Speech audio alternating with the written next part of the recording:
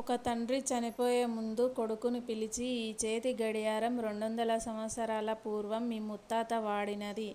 ఒకసారి నగల దుకాణం దగ్గరికి వెళ్ళి అమ్మటానికి ప్రయత్నించు.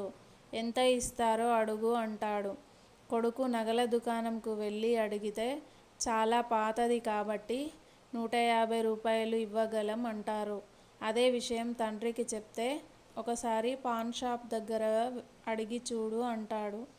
పాన్ షాప్ దగ్గర వెళ్ళి అడిగితే, బాగా తుప్పు పట్టి ఉంది, 10 రూపాయలకి కొనగలను అని చెప్తాడు.